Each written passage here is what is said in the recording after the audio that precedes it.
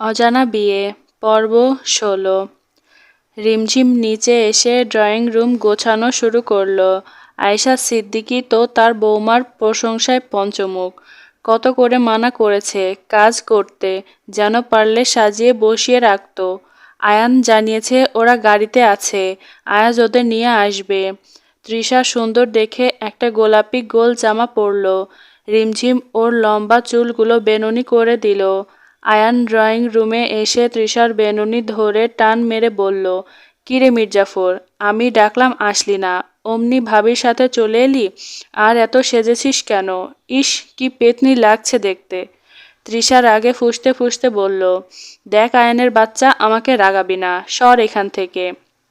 সরব না, কি করবি? অমনি রান্নাঘর থেকে রিমঝিমের কণ্ঠস্বর শোনা গেল, দুইটা মিলে আবার লেগেছিস তাই না? আয়ান, ওকে বিরক্ত করিস না। ভাবির ডাক শুনে আয়ান থেমে গেল। এমন সময় কলিং বেল বাজতেই আয়ান গিয়ে দরজা খুলে দিল। আয়াজ পুরো ভিজে গেছে। জায়ান রহমানের সঙ্গে তার ওয়াইফ এলিজাবেথ, সাথে দুই মেয়ে লিনা টিনা, সঙ্গে অভি ও তীব্রও রয়েছে। আয়েশা সিদ্দিকী গিয়ে কুশল বিনিময় করল, ওদের ভেতরে ঢুকালো। লিনা অভির হাত ধরে রেখেছে, যেন ছেড়ে দিলেই পালিয়ে যাবে। তৃষাকে দেখতে পেয়ে হাত ছেড়ে দৌড়ে গিয়ে ওকে জড়িয়ে ধরল। অনলাইনে ওদের কত কথা হয়েছে, সবার সাথে এই প্রথমবার দেখা। লিনা তৃষাকে জড়িয়ে ধরে বলল, ইয়ে ফাইনালি আমাদের দেখা হলো। ভাই আর বউ মানে আমাদের ভাবি কোথায়? তীব্র সোফার এক কোণে বসে তৃষাকে পরখ করতে লাগলো। ভেবেছিল আজকে হয়তো আর দেখাই পাবে না। আর এত সেজেছে যেন মনে হচ্ছে বিয়ে। আয়াজ রুমে চলে গেল ড্রেস চেঞ্জ করতে। আয়ান ওই দিকে লিনার বোন টিনাকে দেখতে লাগলো।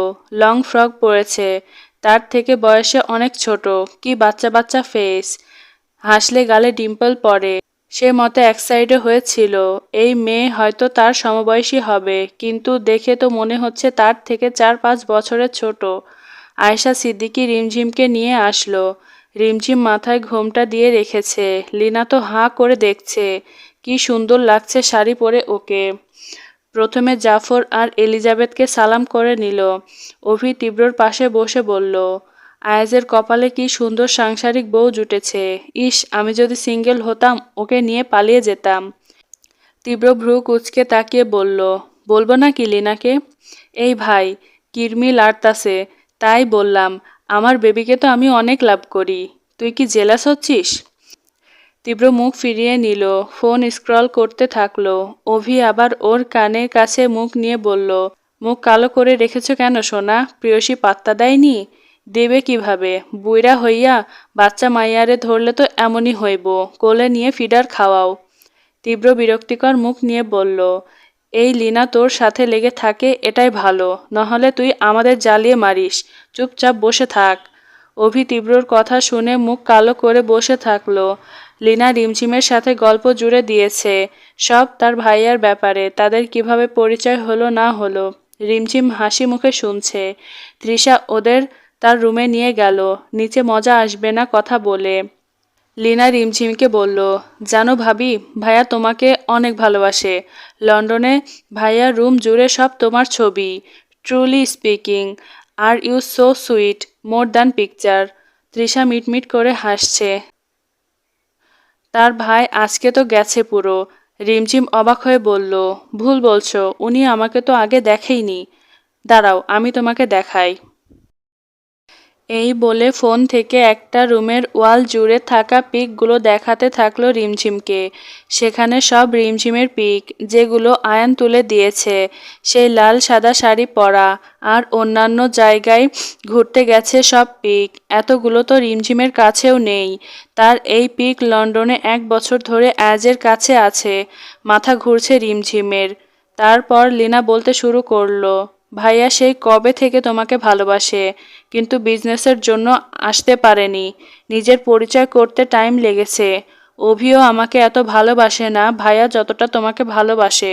রিমঝিম শুনল, মুচকি হেসে বলল, ভালোবাসার তুলনা করতে নেই। সবাই যেমন সমান হয় না, তেমন ভালোবাসা প্রকাশেরও ধরন সমান হয় না। অনেকে গোপনে ভালোবাসে, অনেকে প্রকাশ করে, আবার অনেকে নীরব থাকে।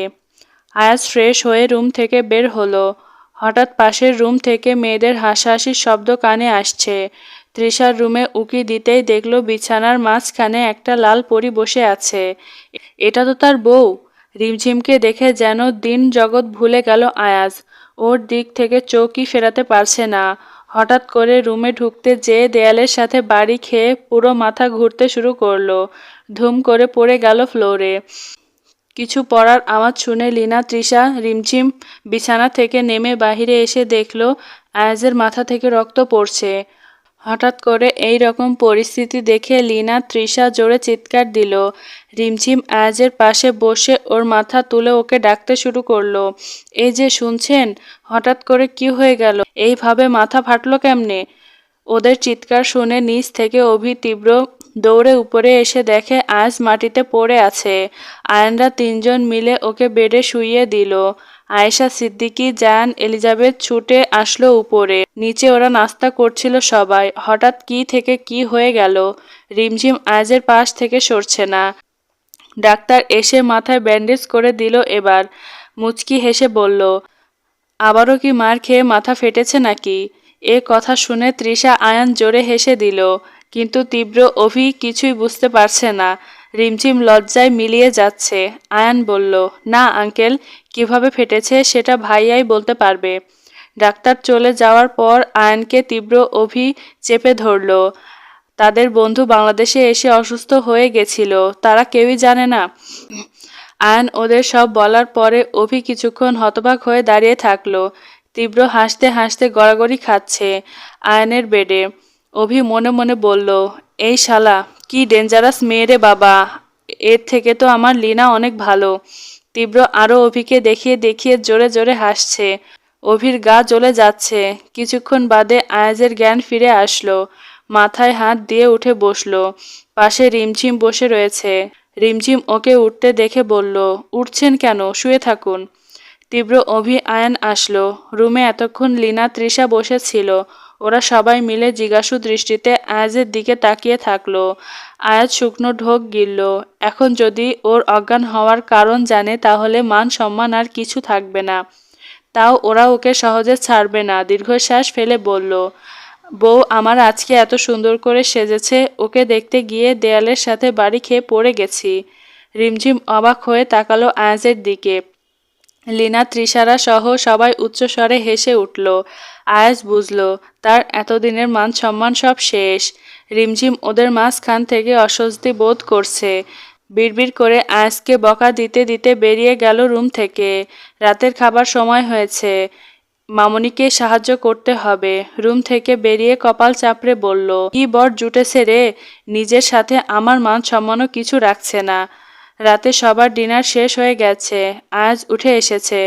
রাত যত বাড়ছে বৃষ্টিও তত বাড়ছে। ওই দিকে সবাইকে এক রাত থেকে যেতে বলেছে আয়েশা সিদ্দিকী। এত রাতে বের হওয়ার দরকার নেই।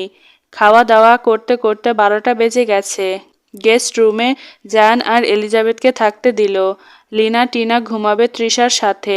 আয়াজ সুযোগ খুঁজছে রিমঝিমের সাথে কথা বলার।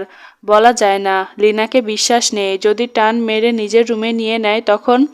তীব্রর সেই ঘুম পাচ্ছে। অভিকে টানতে টানতে উপরে নিয়ে গেল। অভি বিরক্ত হয়ে বলল, আব্বে আমাকে টানছিস কেন? আমি কি তোর বউ নাকি? হ্যাঁ চল, জানিস না কোলবালিশ ছাড়া আমার ঘুম আসে না। আজকে তোরে আমার কোলবালিশ বানামো। এখন হচ্ছে আয়াজ বিয়াত্তা, তাই এখন তার রোমান্স করার টাইম, আর আমাদের ঘুমানোর টাইম। চল আমরা ঘুমাই। দাঁড়া, আমার বেবিকে টাটা বাই বাই বলে আসি। আবে তোকে তো আজ সারাদিন পাত্তাও দেয় নাই। আয় তো ঘুমা মোবাল।